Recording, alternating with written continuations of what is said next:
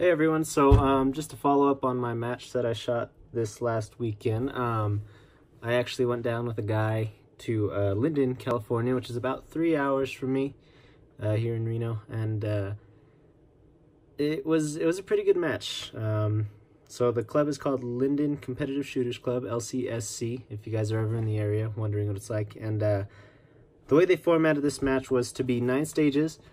So it was supposed to imitate like a major match, but obviously it's just a club match. It was really good experience though. I learned a lot about my shooting, and you know, there are some tough targets out there that really kind of showed me what I need to work on in the future, especially as far as practical accuracy goes.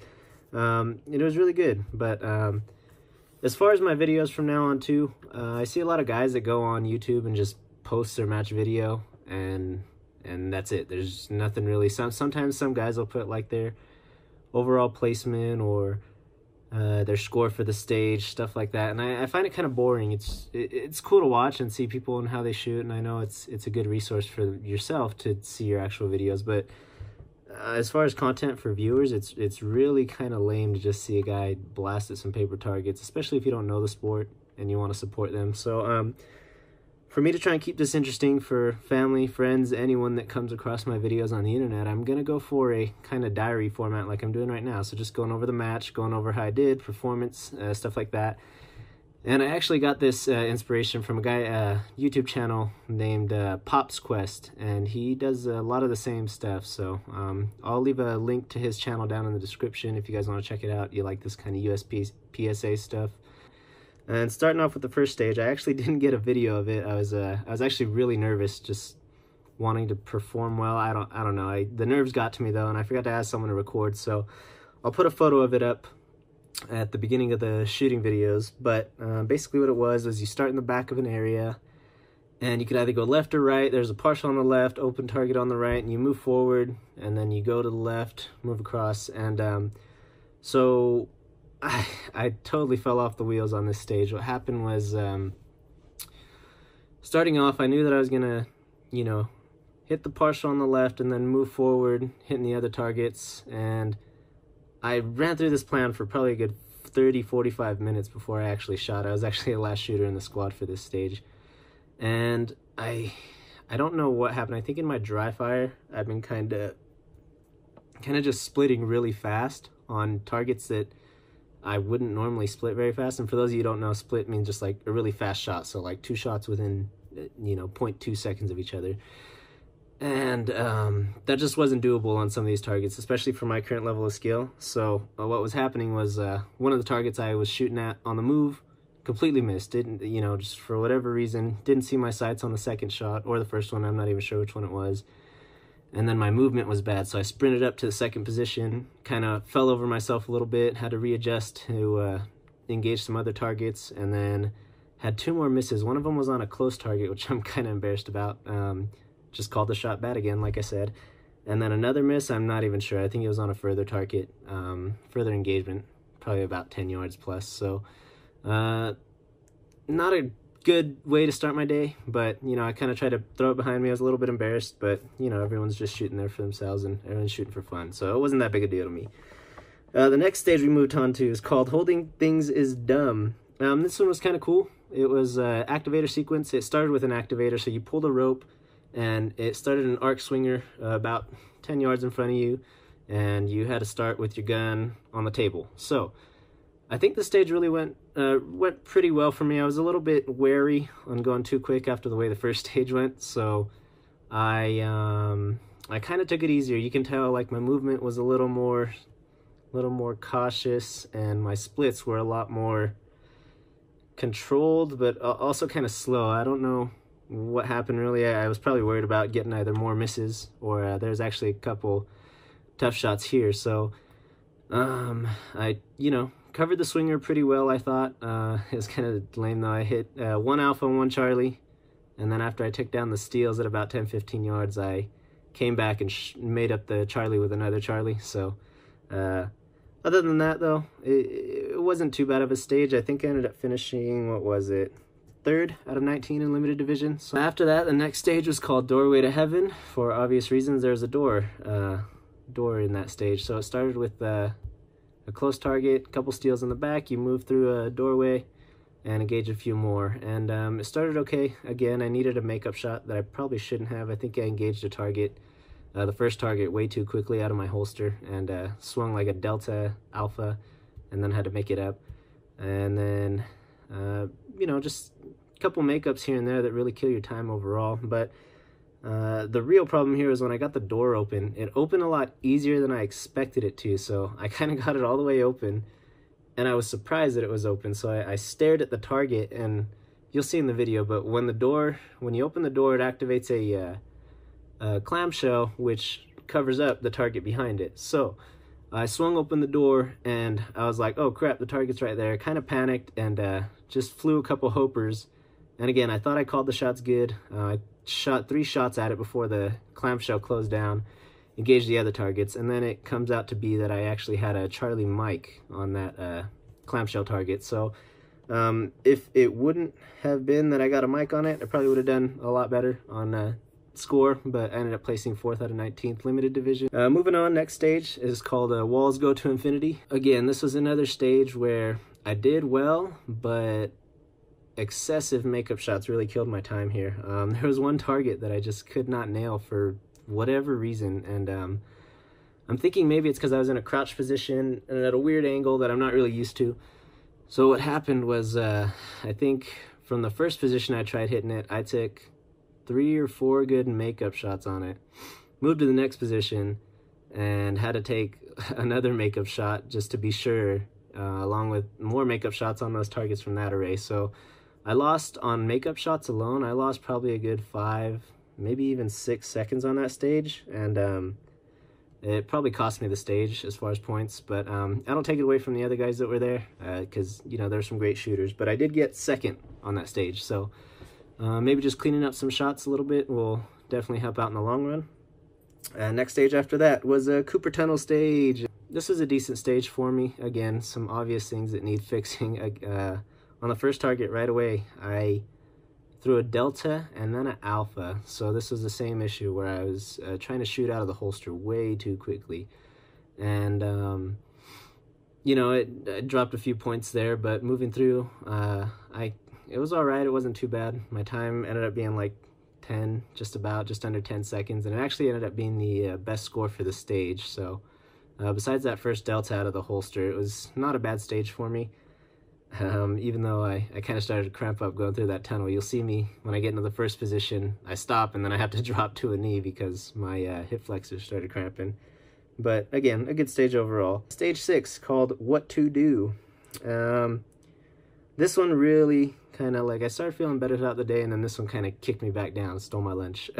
Basically, the way it started was you had to do leaning shots from left and right sides. You'll see in the video, and there were some tough partials on this one. The first close target was probably no closer than like 8 or 9 yards. Then there was the next half partial, like a half target, like 10 yards. And then there was a really, I mean, for me at least, it was a tough partial with a no shoot underneath at like 15 yards. So I engaged the left side, had to take a few makeup shots again, but I called them right, and I think I got like an Alpha Charlie on the toughest targets. And then I moved to the right side, called them poorly, and I actually had another mic again. So again, killed my hit factor for the stage, but you know, that just goes to show that, you know, it's just something I need to work on in the future. Next stage then that we shot was called Haven.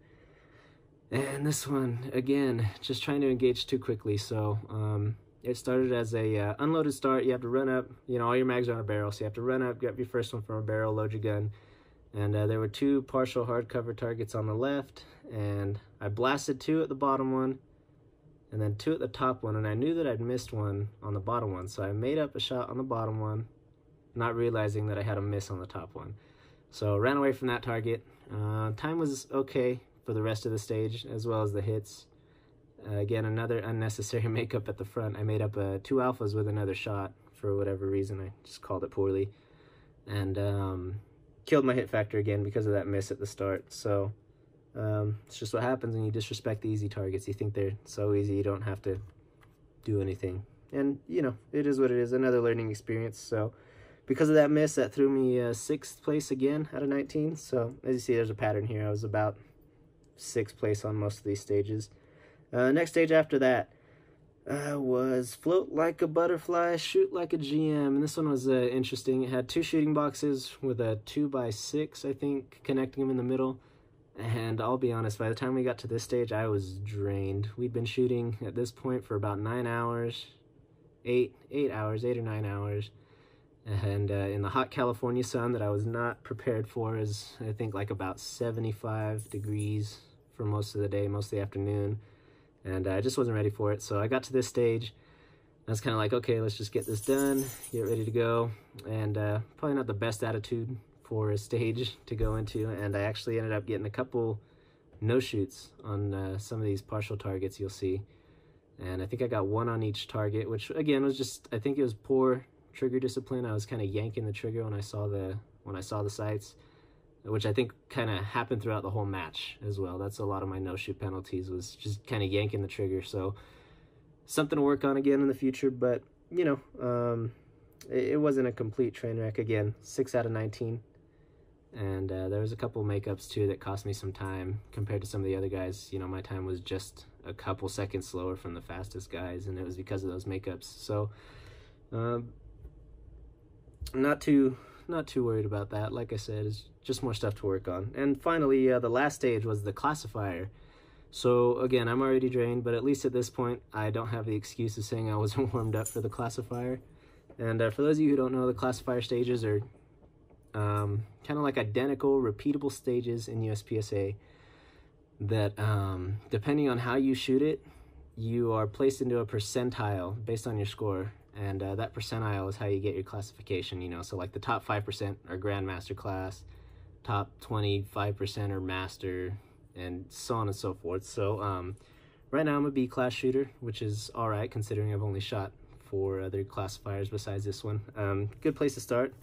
And I'm in the 65% percentile, for those of you who don't know, so that puts me right in the middle of B class. And I went up and shot this one. It was pretty good.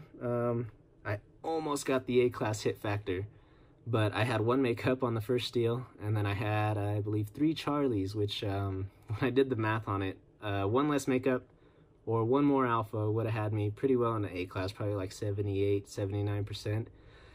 But because of the way I shot it, I ended up shooting 73.5%, which is B class, right at the top there though. So that still brings up my overall percentage, which is cool. But again, not too worried about that. I did end up winning the stage for limited division, which surprised me because there's some other solid shooters there that day. But yeah, I mean, I wasn't too worried about not getting A class or a higher hit factor on it because I told the guy that I went to the match with, whose name is actually Guy. Some of you might know him, but I told him, I said, you know, I don't think I'm really an A class shooter yet. I want to be more solid on my fundamentals, and little things that I was making mistakes on, I want to really kind of zero in for my future matches. You know, I can't go in there. It's not worth it being able to say you're A class if you're making B and C and D class mistakes in your shooting, you know. So I'm pretty decent at these stand and deliver classifiers just because I've really hammered the fundamentals and handling in my dry fire practice, but it's other stuff that's starting to catch up to me. So you know, some lessons learned obviously are that I need to work on my practical accuracy, and I've started to work on other things too in my dry fire, including transitions, because that's one of the things that I know I was losing a lot of time on. I still keep up with handling every day just because I feel like that's one of the most important things, is being able to hit your reloads, being able to, you know, get your grip and your draw properly. And one other thing too is obviously adjusting my dry fire to try and make it more realistic. You know, if I'm nailing 0.2 splits on a 20-yard simulated partial because my sights aren't moving in dry fire, that's not what it's going to be like in a real match, especially with recoil in there and whatever other distractions there may be. So I'm definitely gonna have to practice that in live fire and kind of nail those things down. But other than that, LCSC put on a great match, and I got to meet some pretty cool people.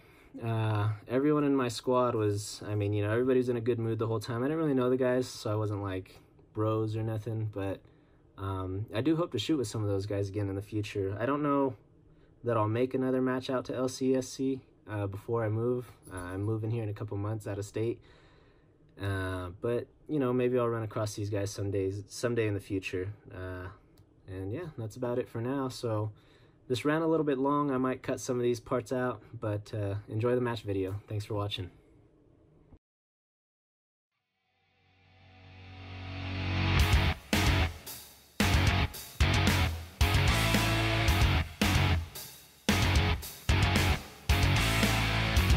Steer and fire.